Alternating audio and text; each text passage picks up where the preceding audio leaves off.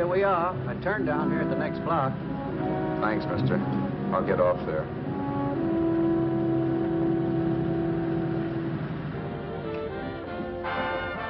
Want anything else? No. Hey, you. Me? Yeah, you. Where you heading? East. Too bad. I thought if you was heading north, I might be able to help you out. I'm pushing the Salt Lake, and I don't like to ride it alone at night. I'm one of those guys that got to talk or I fall asleep. Oh, sure, now my partner, he's got Lou to keep him company, but I ain't got nobody at all. Where you coming from? West. Yeah, sure, I know, but where, L.A.? Maybe. Got a cousin out in L.A. You don't say. Yeah, he's been out. You're not much of a talker, are you? My mother taught me never to speak to strangers. Oh, a wise guy. So what? Okay, don't get sore. Just trying to be sociable, that's all. Hey, Glamorous. You change for a dime, will you?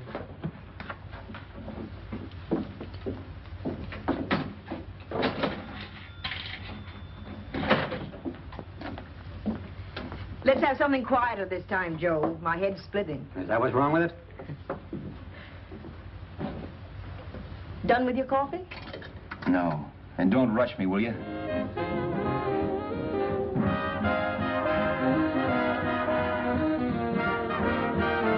Hey, turn that off. Will you turn that thing off? What's eating you now? Yeah, what's eating you? That music, it stinks. Oh, you don't like it, huh? No, turn it off. Oh, wait a minute, pal. That was my nickel, see?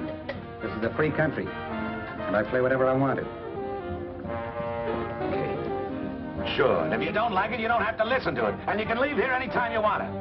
Okay. I'm sorry I asked. First good piece played tonight and you don't like it. Some people just ain't got any good taste.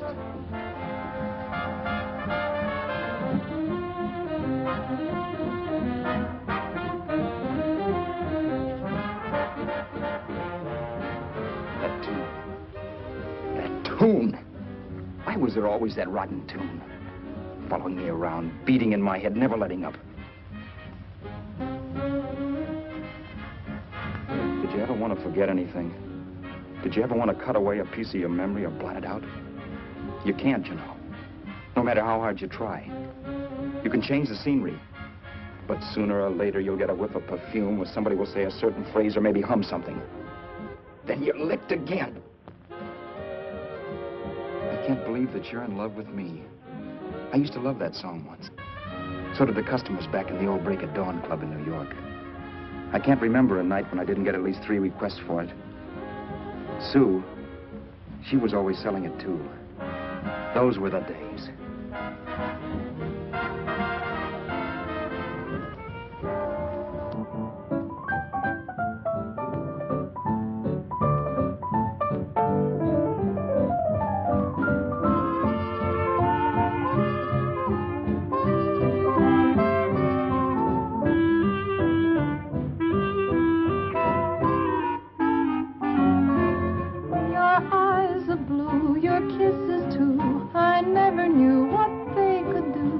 I can't believe that you're in love with me. You're telling everyone you know that I'm on your mind each place you go. They can't believe that you're in love with me. I have always placed you far above me. I just can't imagine that you love me. And after all is said and done, to think that I'm the lucky one, I can't believe that you're in love with me.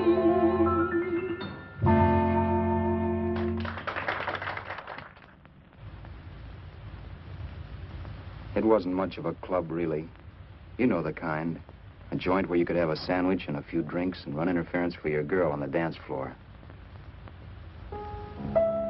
I pounded the piano in there every night from 8 until the place closed up, which usually meant 4 in the morning. A good job as jobs went in those days.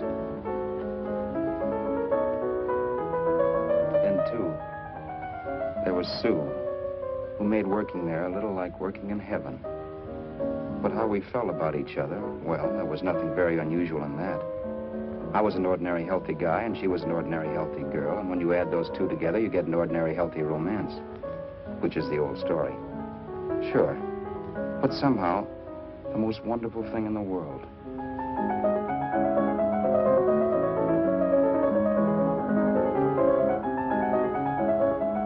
All in all, I was a pretty lucky guy.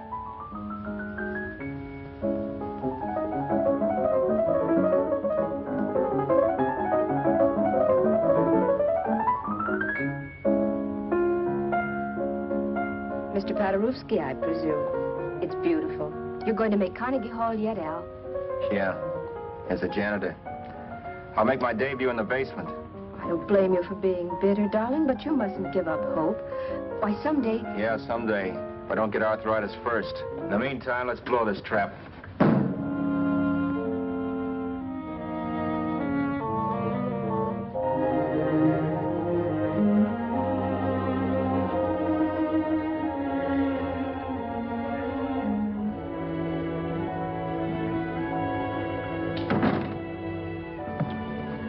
Like to get something to eat, hon? Oh, I don't think so, Al. I lose my appetite working in this flea bag. Let's go home. Okay. I can't stand much more of that dump. Did you see that drunk tonight trying to paw me? No, what drunk? Does it matter what drunk? Say, what's the matter with you tonight, darling? That's the third time you started to tell me something and then stopped. We shouldn't have any secrets from each other, Sue. Next week, we're going to make with the ring and the license. You and me will be a team. Yes, that's right. In the Bush League. I don't get you. We've been struck out. It's a funny way to talk, darling. Don't you want to marry me? Al, look, I love you. You know I do, and I want to marry you. But But not now. Only after we've made good. Sunday, I'm going away. Oh, I know you'll think it's silly. That's why I hesitated to tell you. But I'm going to California. I want to try my luck in Hollywood. that's the most stupid thing I ever heard of. Don't you know millions of people go out there every year and wind up polishing cuspidors? I thought you had better sense. You sound as if you don't think I have any talent. That has nothing to do with it. I'll make out all right. Maybe. But what about me? Doesn't it mean anything to you that you're busting up all our plans? We may not see each other for years? It won't be that long. I thought you loved me. I do. You know I do. Well, here we are. Al, why can't you see my side of it? I'm young. We both are, and we've got all the time in the world to settle down. Really, darling, what I'm doing is the only sane thing to do. I hate the thought of being so far away from you, but we'll be together again someday. Maybe you'll decide to come out too later on. So long. Al, aren't you going to kiss me goodnight? Sure. Why not? Good night.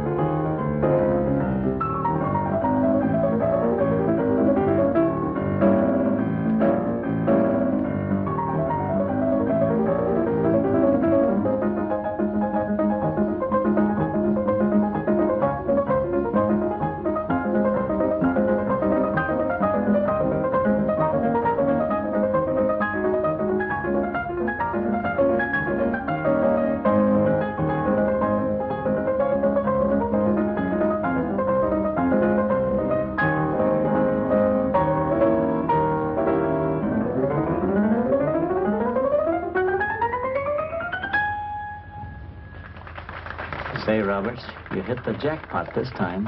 $10. Thanks.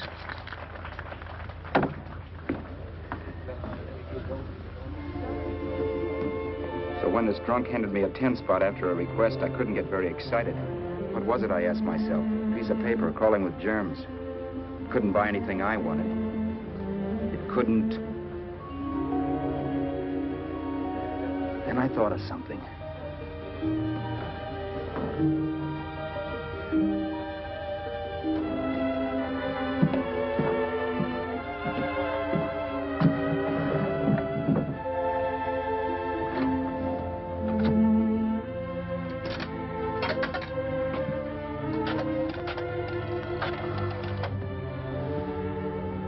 Long distance.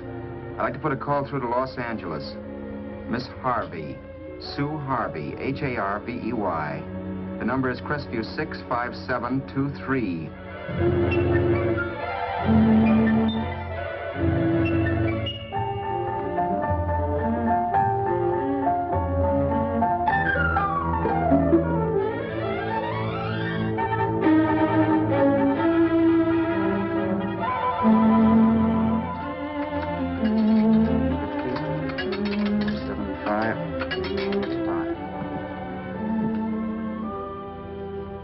Hello, Sue? This is Al. Oh, baby, it's great to hear from you, too. What's that? You do? Oh, me too, darling. I thought I'd go batty without you. I just had to... Huh? You're working as a hashlinger? Gee, honey, that's tough. Those guys out in Hollywood don't know the real thing when it's right in front of them. You just stick it out, Sue, baby. Keep going around to those casting offices. I'm sure you'll click. Look, I'll tell you what. You stay put out there, I'll come to you. No, don't try to stop me. Just expect me. Train? Who knows? Train, plane, bus, magic carpet. I'll be there if I have to crawl. If I have to travel by pogo stick. And then, let's get married right away, huh?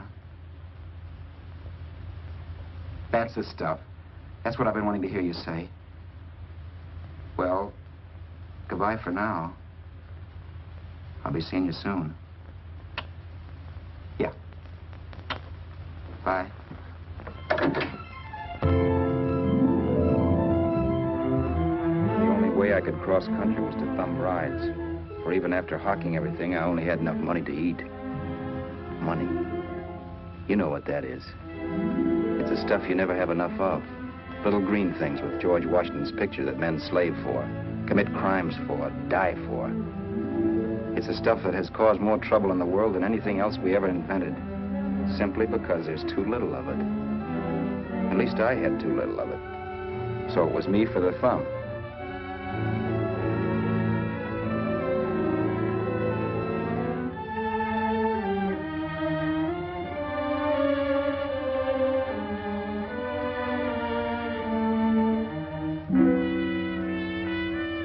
Ever done any hitchhiking? It's not much fun, believe me. Oh, yeah, I know all about how it's an education, how you get to meet a lot of people and all that. But me, from now on, I'll take my education in college, or in PS 62, or I'll send $1.98 in stamps for 10 easy lessons.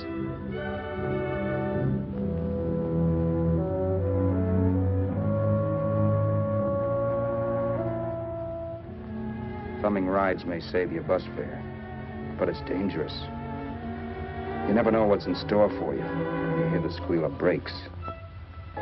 If only I had known what I was getting into that day in Arizona. Here, throw that in the back seat. Okay, let's go. Make sure that door's closed.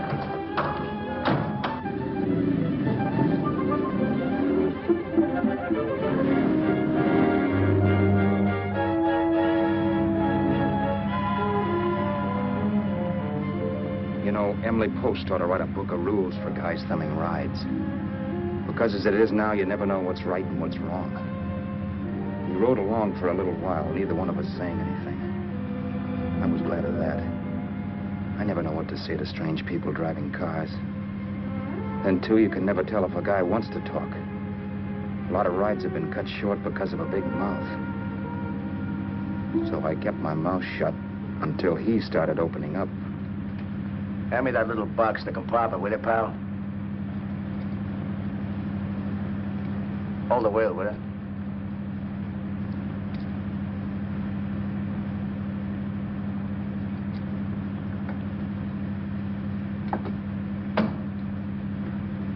How far are you going? L.A. Well, you're really traveling, aren't you? Yeah, but I don't expect to make it for a couple of years at the rate I've been promoting rides. Not much luck, huh? Sure, all bad. Not many people stop for a guy these days. Afraid of a stick-up, maybe. Well, you can't blame them. Where you coming from? New York? Well, New York. You're in luck this time. I'm going all the way. Right through to Los Angeles. You drive a car? Sure. Whenever you're tired, let me know. I'll holler. I guess at least an hour passed before I noticed those deep scratches in his right hand. They were wicked. 3 puffy red lines about 1/4 of an inch apart. He must have seen me looking at them because he said, Beauties, aren't they? They're gonna be scars someday. What an animal. Whatever it was, it must have been pretty big and vicious to have done that. Right on both counts, New York. I was tussling with the most dangerous animal in the world. A woman. She must have been Tarzan's mate. Looks like you lost the bob. Certainly wasn't a draw. You know, there ought to be a law against dames with claws. Yeah. I tossed her out of the car in her ear. Was I wrong? Give a lift to a tomato, you expect her to be nice, don't you? Yeah. After all, what kind of dame's thumb rides? Sunday school teachers? Yeah. A little witch. She must have thought she was riding with some fall guy. And me, who's been booking horses around racetracks since I was 20. I've known a million dames like her. 2 million. Yeah. Stopped the car, opened the door. Take it on the yard, the Duffy sister, I told her. That's the stuff. As that was done, huh? But if you want to see a real scar, brother, get a load of this. Wow. I got that one dueling. Dueling? Yeah, we're just kidding, of course. My dad owned a couple of Franco-Prussian sabers. Kept them on the wall for decorations. Well, one day, the kid and I took them down when the old man wasn't around. Had a duel.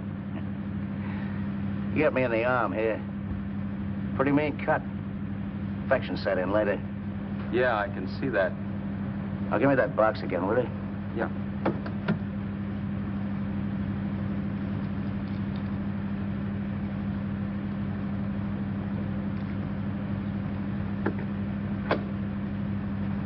Pain made me lose my head, I guess. I began slashing.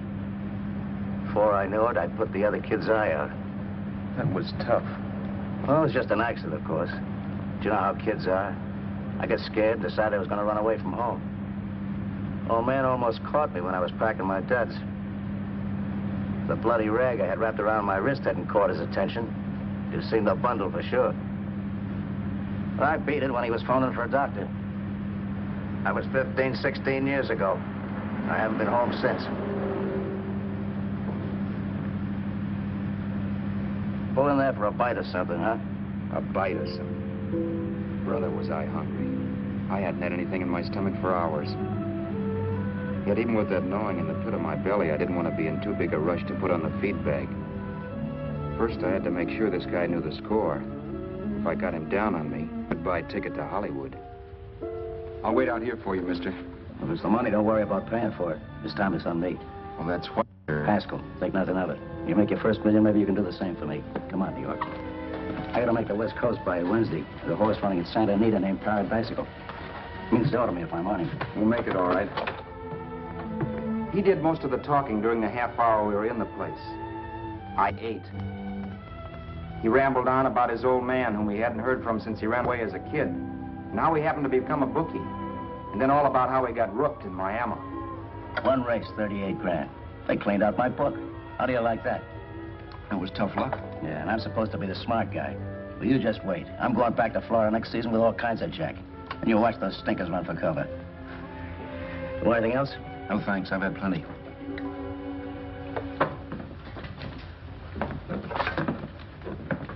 That check there, sister? Oh, just a minute. Your change, sir. Keep it, sister. Oh, thank you, sir. Call again. I'll be waiting outside for you when you finish work. Sharp check, huh?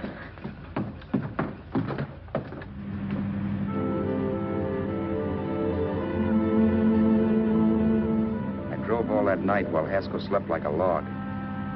After a while, I began to get sleepy myself. I was happy, though. Soon I'd be with Sue again.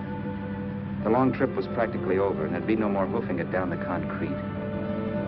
I began to think of the future, which couldn't have been brighter if I'd embroidered it with neon lights. It was nice to think of Sue shooting to the top. It's amazing what a full belly can do to your imagination. Your eyes are blue, your kisses too. I never knew what they could do. I can't believe that you're in love with me. You're telling everyone you know I'm on your mind each place you go. I can't believe that you're in love with me.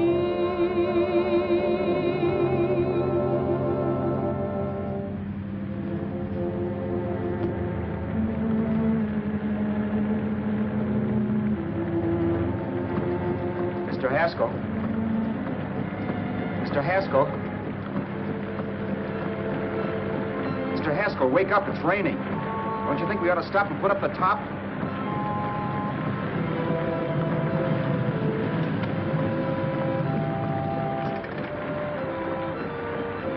Mr. Haskell, I'm going to put up the top.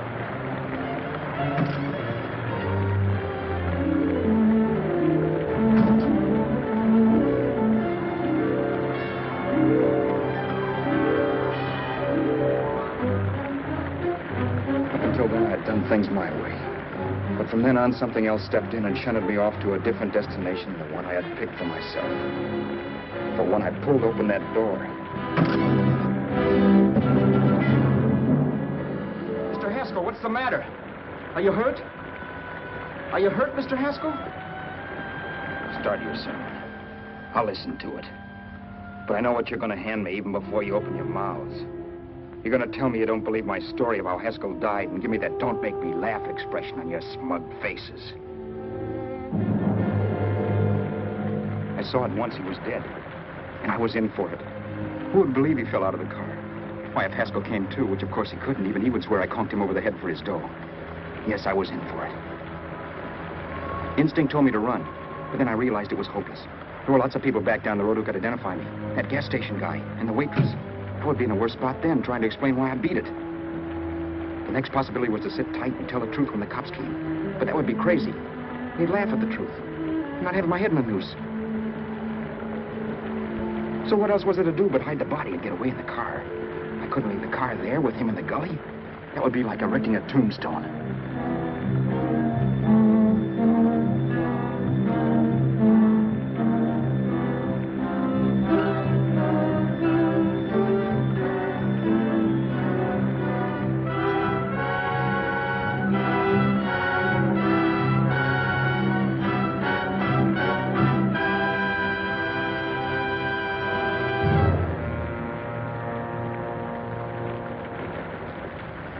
My idea was to cover him with brush, not to rob him. But then I remembered that even if I only drove the car for 100 miles or so, I would need money for gas.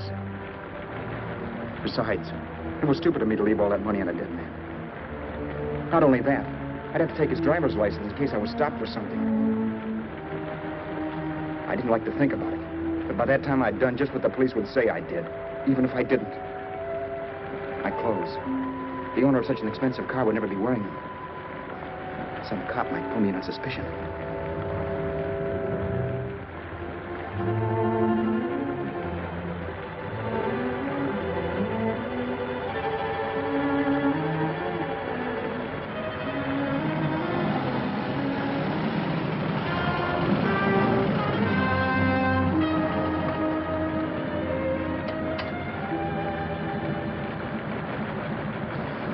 Hey, you, this your car? Don't you know better than to leave a car with the wheels halfway in the middle of the road? That's the way accidents happen. I'm sorry, officer. I was just putting up my top. I didn't think. Well, the next time, think. I'll let you go now, but watch your step in the future. I know that's a lonely stretch, but cars come by here once in a while, and we have plenty of crack-ups. Thanks, officer.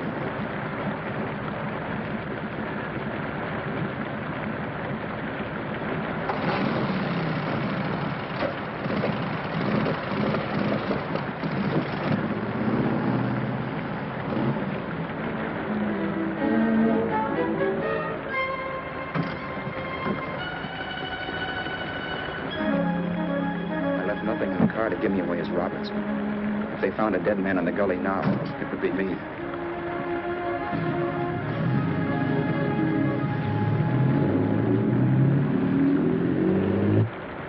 As I drove off, it was still raining, and the drops streaked down the windshield like tears. I kept imagining I was being followed and that I could hear sirens back in the distance. Just how long it took me to cover the 60-odd miles to the California state line, I don't know. I lost all track of time. But the rain had stopped and the sun was up when I pulled up to the inspection station. Hello? Carrying any fruits or vegetables? No. Any livestock or poultry? No. I'd like to see your registration and driver's license, please. Anything in the baggage compartment? Just baggage. Charles Haskell, Jr., age 30, brown eyes, dark hair. Identifying marks, none. Are you Charles Haskell, Jr.? Yes. Well, remember, if you're employed and you stay over 30 days, you take out California plates. All right, officer, but I'll only be in the state a short while. Right, you can go now.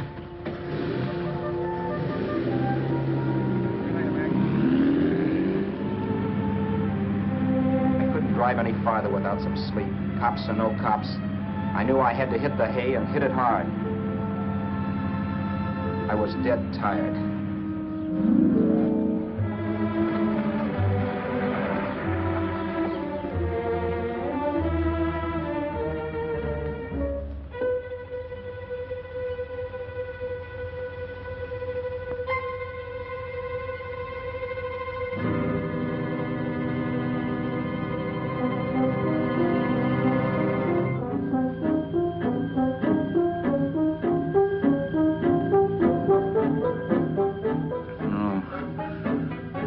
Mr. Haskell. No.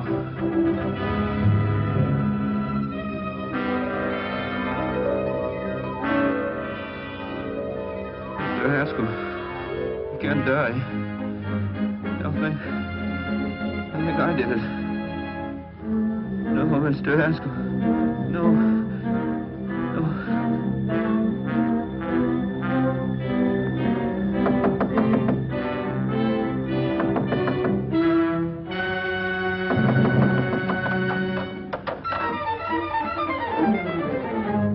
There? It's the maid. Can I come in and clean? Later. In a half hour. All right, sir.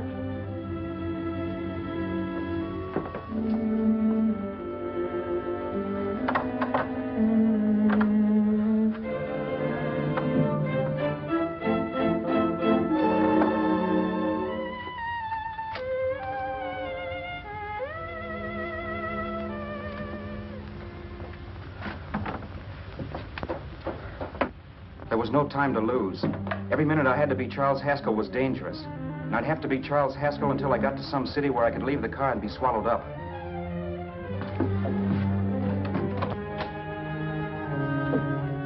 That meant driving the car as far as San Bernardino, maybe even to Los Angeles. In a little town, I might be noticed, but in a city, I should be safe enough. Then, after I ditched the car, I could go on to Sue. But those 5 minutes at the state line made me realize it might be a good idea to find out a little bit about Mr. Haskell. Then if anybody asked me questions, I could give the right answers. The first thing I found out was that I had $768. This was a lot of jack, but believe me, it was the kind of money I'd rather not have.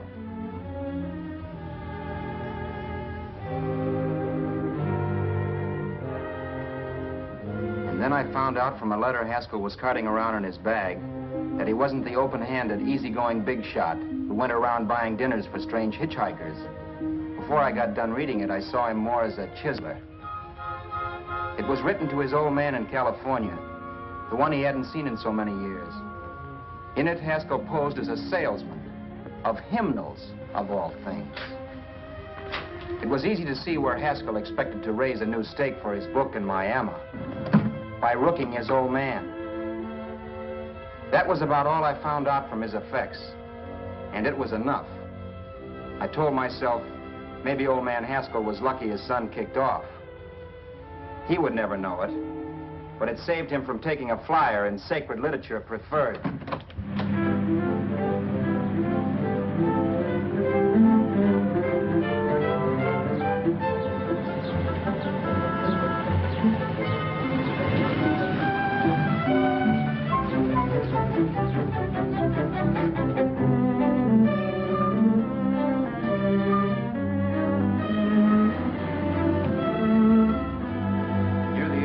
Desert Center, I pulled up for water. There was a woman. Hey, you! Come on if you want to ride.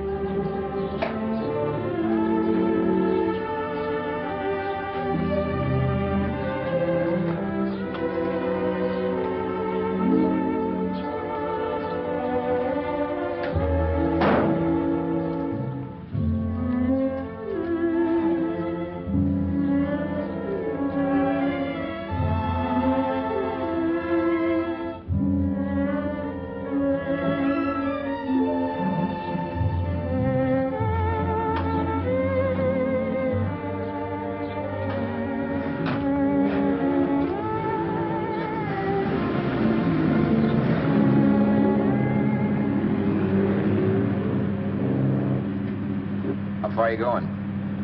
How far are you going? That took me by surprise, and I turned my head to look her over. She was facing straight ahead, so I couldn't see her eyes. But she was young, not more than 24. Man, she looked as if she'd just been thrown off the crummiest freight train in the world. Yet, in spite of this, I got the impression of beauty. Not the beauty of a movie actress, mind you, or the beauty you dream about when you're with your wife, but a natural beauty. A beauty that's almost homely because it's so real. Then suddenly she turned to face me. How far did you say you were going? Los Angeles? L.A.? L.A.'s good enough for me, mister. That's what I was afraid of. What'd you say? Oh, nothing, just thinking out loud. People get in trouble for doing that. What's your name? You can call me Vera if you like. You live in Los Angeles? No. Where are you coming from? Oh, back there. Needles? No. Oh, sure, Phoenix. You look just like a Phoenix girl. Are the girls in Phoenix that bad? The girl must have been pretty tired, because she fell asleep not 20 minutes after she stepped into the car. She lay sprawled out with her head resting against the far door, like Haskell. I didn't like that part of it much, but I didn't wake her up. It wasn't that this girl still worried me. I'd gotten over that funny feeling I had when she looked at me, which I put down as just my jangled nerves. With her eyes closed and the tenseness gone out of her, she seemed harmless enough. And instead of disliking her, I began to feel sorry for her. The poor kid probably had had a rough time of it. Who was she anyway? And why was she going to Los Angeles? And where'd she come from in the first place? The only thing I knew about her was her name. Not that it made any difference. A few hours more and we'd be in Hollywood. I'd forget where I parked the car and look up Sue. This nightmare of being a dead man would be over. Who this dame was, well, it was no business of mine. Where did you leave his body? Where did you leave the owner of this car? You're not fooling anyone. This buggy belongs to a guy named Haskell. That's not you, mister. You're out of your mind. That's my name, Charles Haskell. I can prove it. It's my driver's Save license. yourself the trouble, mister. Having Haskell's wallet only makes it worse. It just so happens I rode with Charlie Haskell all the way from Louisiana. He picked me up outside of Shreveport. You rode? You heard me. Then it all came back to me. All the talk about dueling and scars and scratches. There was no doubt about it. Vera must be the woman Haskell had mentioned. She must have passed me while I slept. Well, I'm waiting. My goose was cooked. She had me. That Haskell guy wasn't dead yet. He wasn't stretched out stiff and cold in any Arizona gully. He was sitting right there in the car, laughing like mad while he haunted me. Well? There was nothing I could say. It was her move. Vera, whatever her name was just my luck picking her up on the road. It couldn't have been Helen, or Mary, or Evelyn, or Ruth. It had to be the very last person I should ever have met. That's life. Whichever way you turn, fate sticks out a foot to trip you.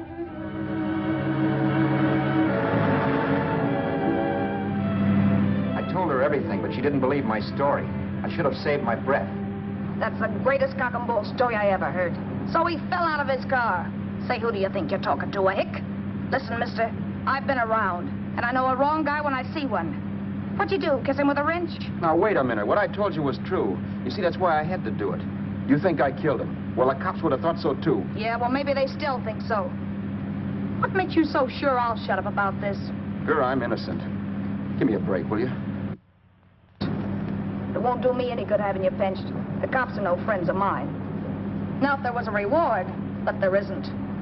Thanks. Don't thank me yet. I'm not through with you by a long shot. Let's see that roll.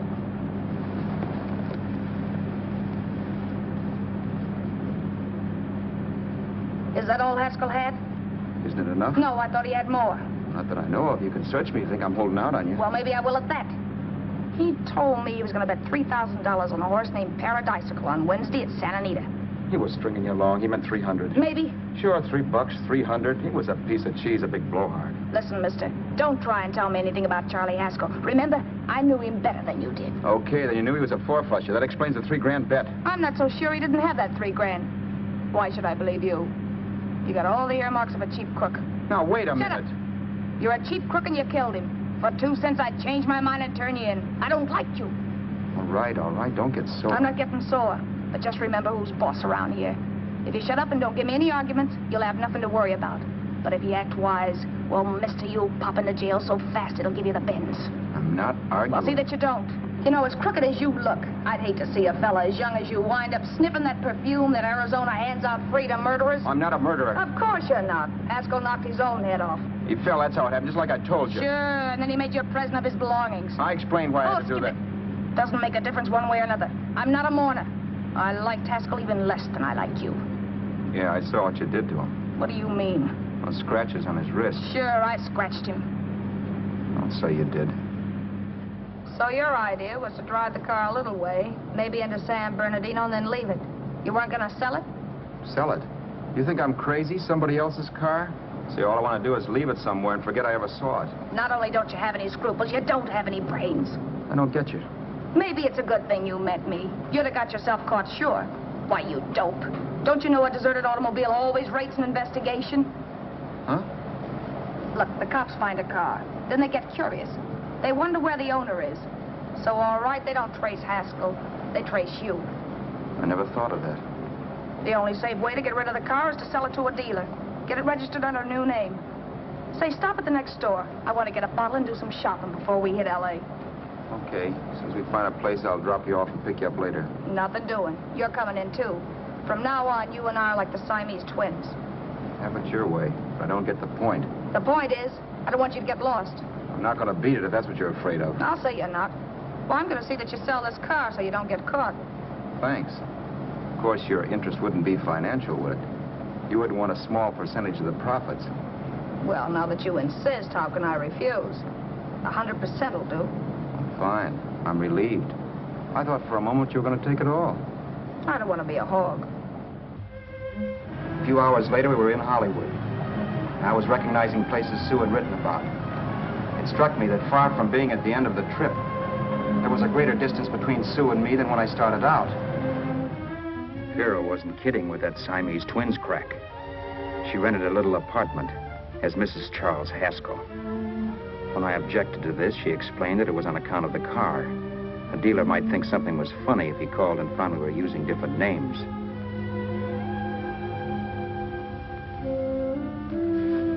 Home, sweet home. Yeah. Not bad, either.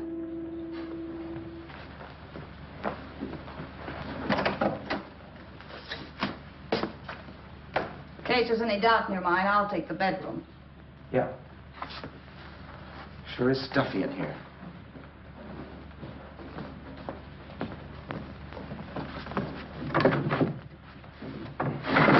Keep the window shut. Okay.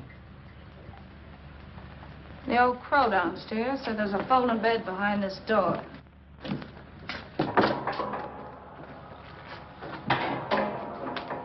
You know how to work it? I invented it. Some joint. One can't have everything.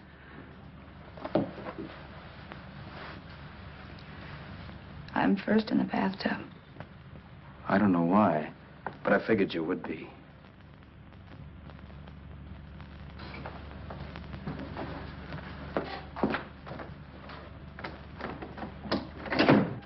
Boy, oh boy. It sure feels good to be clean again. I must be 10 pounds lighter. You must be. Well, hitching rides isn't exactly the way you keep your schoolgirl complexion. I wish that guy with the sax would give up. Gets on my nerves.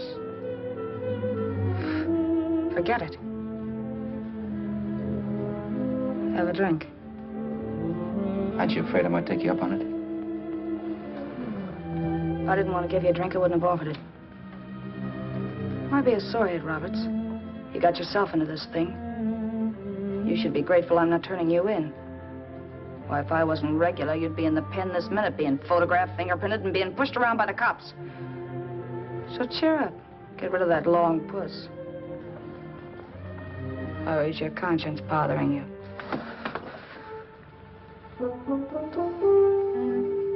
No. It isn't. Swell. That's the spirit.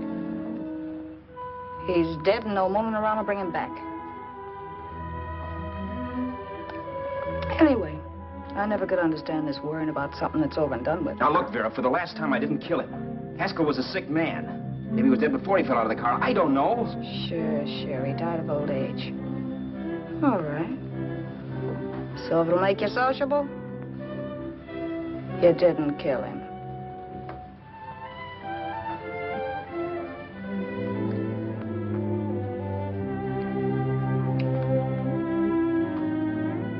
Thanks.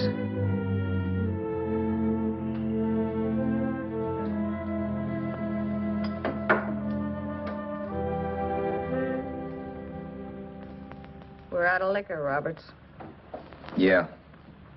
Too bad. I felt like getting tight tonight.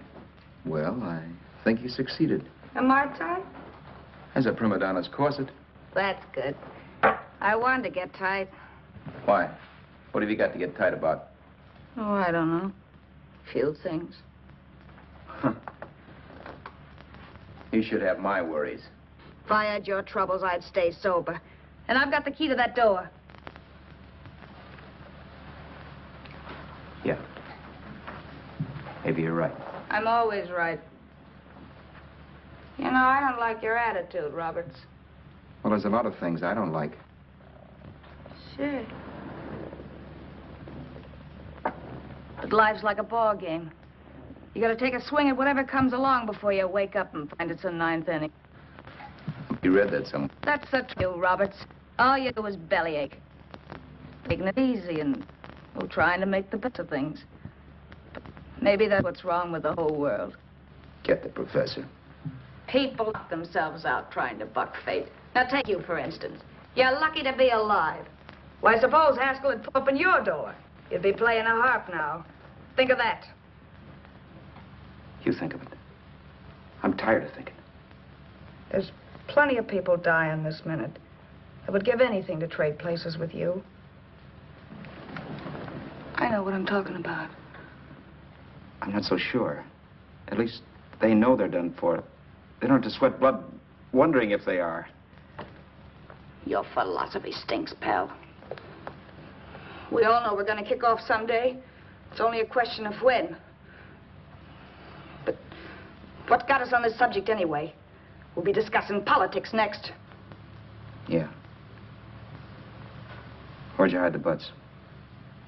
On the table, sucker.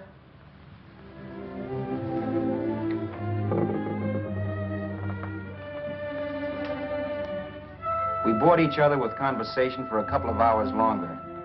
Every 5 minutes, one of us was wishing we had another bottle or a radio or something to read. Then finally, we ran out of chatter. I know it's only 11 o'clock, but I want to get up early and make the rounds of the used car lots. No hurry about that. We got all the time in the world. Maybe you have, but if you think I want to stay cooped up in this place any longer than I have to, you're batty. It's not a bad place. Pay plenty for diggings like this in New York. I wouldn't like it if it was the Ritz.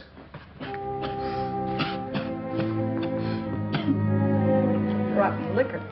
You got a mean cough. Want to do something about it. I'll be all right. That's what Camille said. Who? Nobody you know.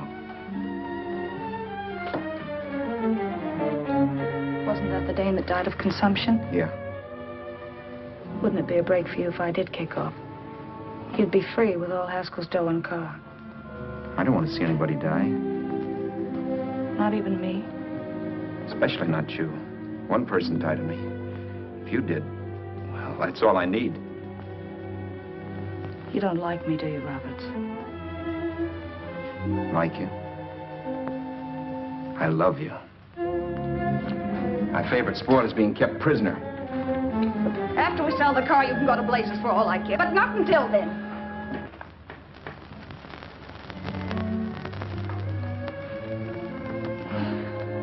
I'm going to bed.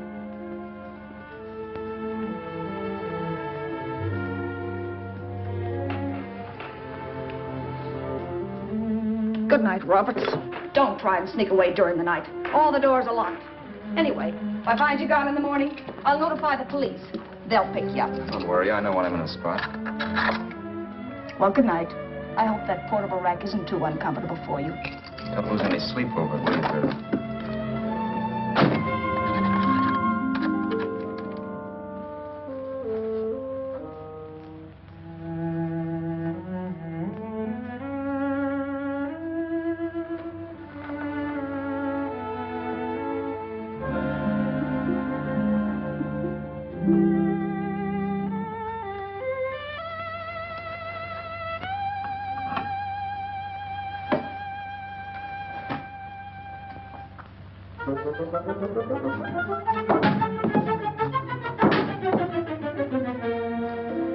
Crestview.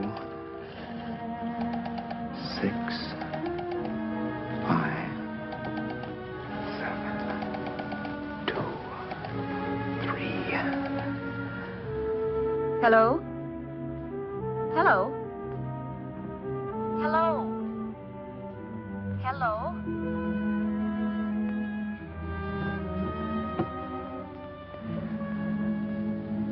No. Not yet, darling. Tomorrow. Maybe. If this were fiction, I would fall in love with Vera, marry her, and make a respectable woman of her. Or else she'd make some supreme Class A sacrifice for me and die. Sue and I would bawl a little over her grave and make some crack about there's good in all of us. But Vera, unfortunately, was just as rotten in the morning as she'd been the night before. All right, I'm coming. Look, Vera, it's almost noon. So what? The dealers will be there all day? They'll be there all year, too, but it doesn't wait that long. Shut up. You make us like a husband. Well, do I rate a whistle? You sure do, but let's go. Let's go, let's go. I spent $85 in 2 hours preparing bait, and all you can say is let's go. Come on.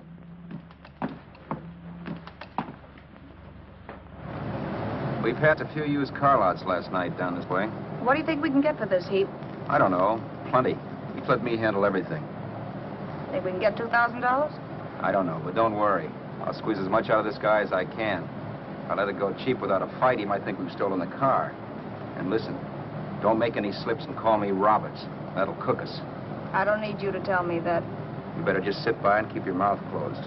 Remember, we're both in the soup if anything happens. Forget it and drive. You're my wife, Vera Haskell. Look, after the deal's closed, let's go back to that place on Hollywood Boulevard where I saw the fur jacket. I want to buy it. After the deal's closed, I'm saying goodbye to you. That's right, I forgot. I guess I'm getting kind of used to you. Well, that's a habit you could start breaking. Let's try this place in the middle of the block.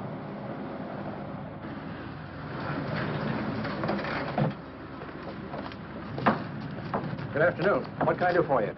We're interested in selling a car. If the price is right. Well, if it's in good mechanical condition, it should blue book for about $1,600. Tony, take a look at this motor. 1,600.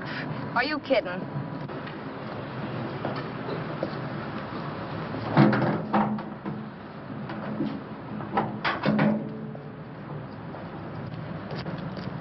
Well, maybe 1850. Before I let it go for 1850, I'll wreck it and collect the insurance first.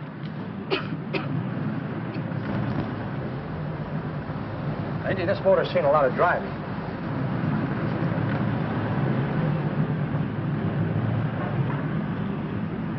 While the mechanic inspected the car, we haggled.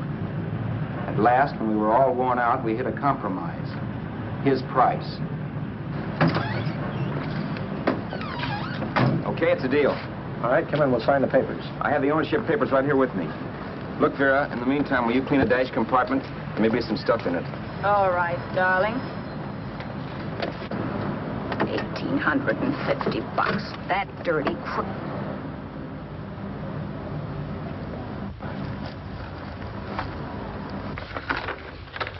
In New York, huh? Yeah.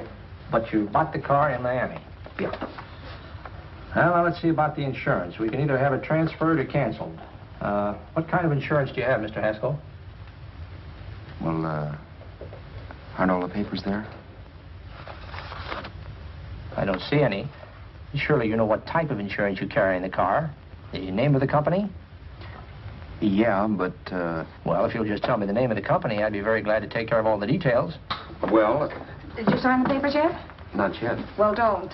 We're not selling the car. Well, wait a minute, Mrs. Haskell. Come on, darling. What's the matter? You changed your mind? Yes, I'm sorry. I guess I have. But, Vera... Let's go.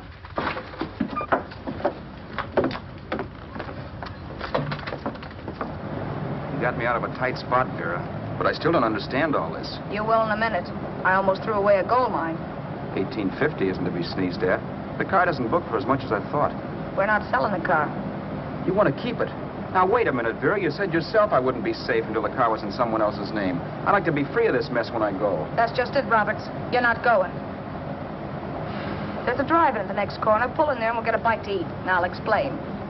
What is this, another one of your brilliant ideas?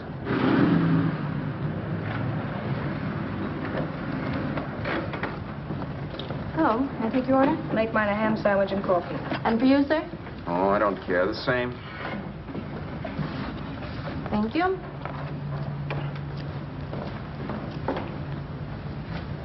Get this, Vera. I've been pretty patient so far. I've done everything you asked me to do, but no more. Shut up. You've taken Haskell's money. And you can have the dough we get from selling the car. But you're not going to keep me a prisoner. It's a good thing I bought the paper. Take a look at that. Vera, I'm in no mood. Read that.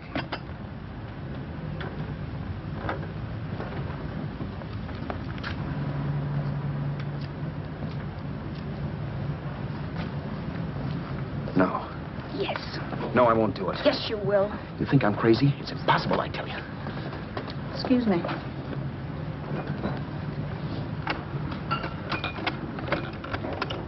Blow the horn when you're through. No one could possibly get away with an act like that. It'd be wise to me in a minute. Don't be yellow. You look enough like him. The same coloring and the same build. See how his clothes fit you? No kidding, you almost had me fooled for a while. Oh, grow up, Vera. Don't you think a father knows his own son? And there must be other relatives. The father won't have to know you. We'll wait till he gives up the ghost. He's an old geezer and he won't pull through. And as far as other relatives are concerned, they haven't seen you in 15 or 20 years. Eat. I'm not hungry. And I won't do it. It's not as tough as it sounds. Remember, you've got all kinds of identification. His car, letters, license. I could never get away with it. It's the stupidest thing I've ever heard. The old boy has scads of dough. Look in the paper there. Personal fortune assessed at over $15 million. He'll leave plenty, I tell you. Maybe he cut off his son. How do we know? It's out, Vera. I won't have anything to do with it. I think you will. Look, Vera, I'll do anything within reason. But not that. So forget it. Find yourself another stooge. You sap. You'll be fixed for the rest of your life as Charlie Haskell. You can take your inheritance and go away. No more worrying about the rent, no sweating, scheming, wondering where your next meal's coming from. Think about that, Roberts. Vera, please, you're talking too loud. On this, I'm splitting 50-50 with you. Sure, why not? We're both alike, both born in the same gutter. Now, take it easy, Vera. There's people around here. You don't know what you're talking about. We'll wait till we read that old man Haskell's dead. Then you show up. Like you read in New York that he was sick. No. Suppose he doesn't die. He will. I know he will. Something tells me. But as much as I insisted I would have no part of her scheme, Vera was taking it for granted I would. Neither of us had our mind on the cards as we played that night. I knew we were just trying to kill time between newspaper editions. This was a death watch for Vera. Maybe it was for me, too. Don't you realize if I'm caught, they'll want to know where I got the car and stuff, and they'll have me on a murder charge. If you're smart, you won't get caught. I knock for 7. And if I'm caught, don't you realize you'll be out, too? 18 points. That gives me 30. How will I be out? You'll be out $1,850 we would have gotten on the car.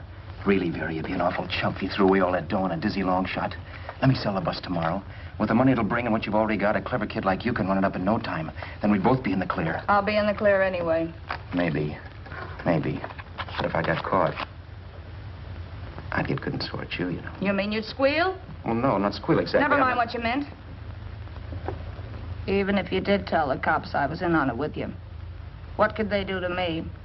They might give me the same medicine they gave you. Yeah. A rope.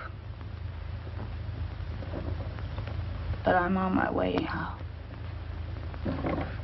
All they'll be doing will be rushing it. All right. But think of the $1,850 you'd lose. You'd kick yourself along the block and let it get away from you. I'll take the chance.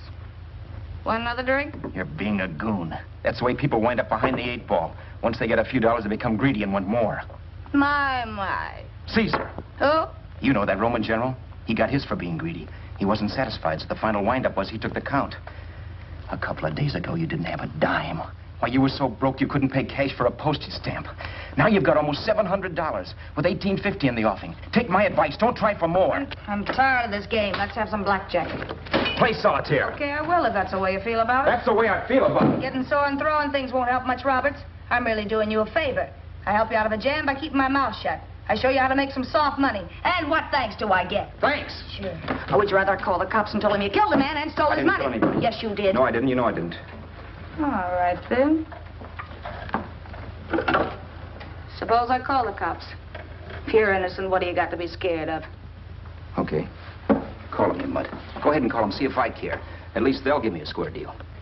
You want me to call them? You heard me. But I'm warning you. If I'm pinched, I'll swear you were in on it. I'll say that you helped me. If I fry, I'll get even with you. You wouldn't dare. You didn't. Yeah? Then try it and see. Call them. Yeah. Okay, I will.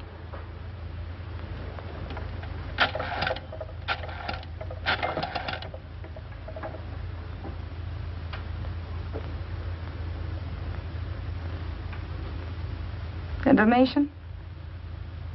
I want the number of the Hollywood police station.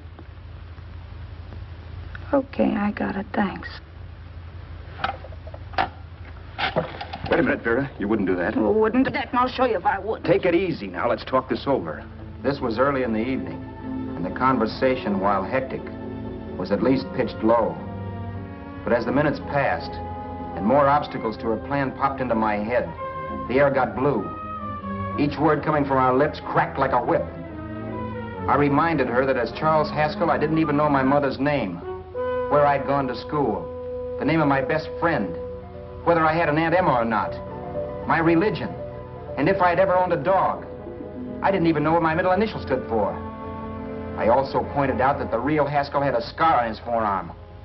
His people never saw that scar. He told me he ran away right after putting out the kid's eye. Yeah, but his father knew he was cut. It'd have to be some kind of a mark. So what? The old man's dead, or will be. I hope by tomorrow morning's papers. Anyway, you could cut yourself a little, couldn't you? Boy, for that kind of dough, I'd let you cut my leg off. You're drunk and you're crazy mad, Vera. Turn me in if you want to, but I won't get mixed up in this. Besides, how do we know Haskell was such a phony? Maybe it wasn't the man's son at all. Maybe he just dreamed it up. Well, dreaming or not, you won't be dreaming when the law taps you on the shoulder. There's a cute little gas chamber waiting for you, Roberts. And I hear extradition to Arizona's a cinch. Where's that phone? Vera! Leave me alone. Vera! Here. I want a phone. Call police. I hate you yellow stinker. You leave me alone. I'll let you alone when you promise to leave the phone where it is. You're drunk. You don't know what you're doing. You're hurting me. Will you promise? All right.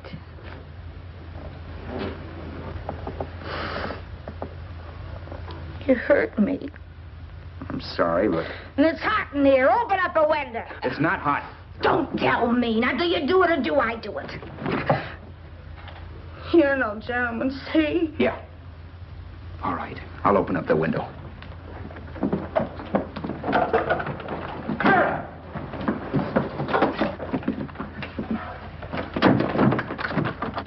door. Please open the door. Vera, open the door. Don't use the phone. Listen to me. I don't like you, Roberts. You're no gentleman, see? You hurt my hand, and I'm going to get even with you. If you don't open the door, I'm going to kick it down, Vera.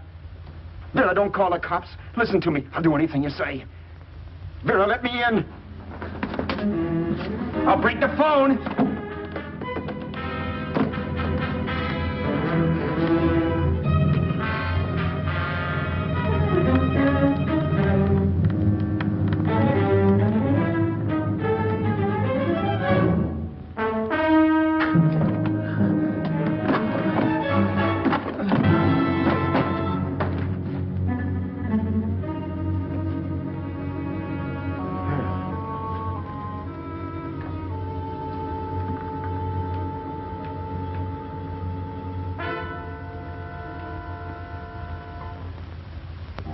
The world is full of skeptics. I know. I'm one myself. In the Haskell business, how many of you would believe he fell out of the car?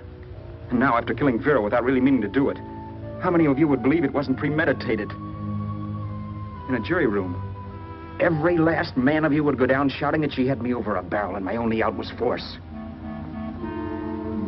The room was still. So quiet that for a while I wondered if I had suddenly gone deaf. It was pure fear, of course. And I was hysterical, but without making a sound. Vera was dead, and I was her murderer. Murderer. What an awful word that is.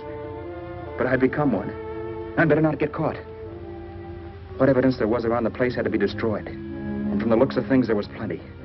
Looking around the room at things we'd bought was like looking into the faces of 100 people who'd seen us together and who remembered me. This was the kind of testimony I couldn't rub out. No. I could burn clothes and hide bottles for the next 5 years. There'd always be witnesses. The landlady, for one. She could identify me. The car dealer, the waitress in the drive-in, the girl in the dress shop, and that guy in the liquor store. They could all identify me. I was cooked. Done for. I had to get out of there. While once I'd remained beside a dead body, planning carefully how to avoid being accused of killing him, this time I couldn't. This time I was guilty. I knew it. Felt it. I was like a guy suffering from shock. Things were whirling around in my head. I couldn't make myself think right. All I could think of was the guy with the saxophone and what he was playing.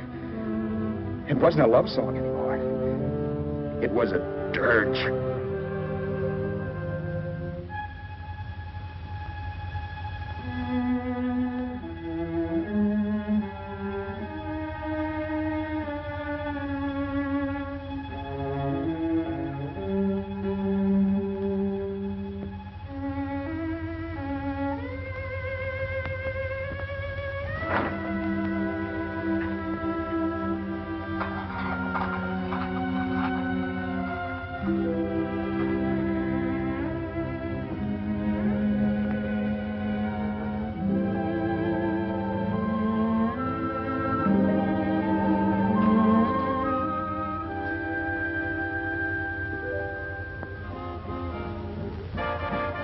Problems weren't solved.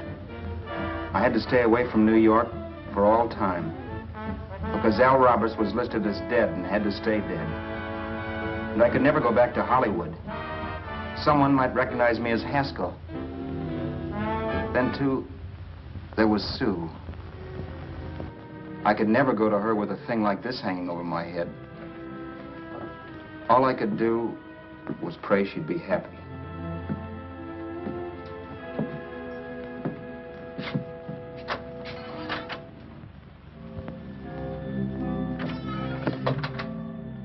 I was in Bakersfield before I read that Vera's body was discovered, and that the police were looking for Haskell in connection with his wife's murder. Isn't that a laugh? Haskell got me into this mess, and Haskell was getting me out of it. The police were searching for a dead man. I keep trying to forget what happened, and wonder what my life might have been if that car of Haskell's hadn't stopped. But one thing I don't have to wonder about. I know. Someday a car will stop to pick me up that I never thumbed.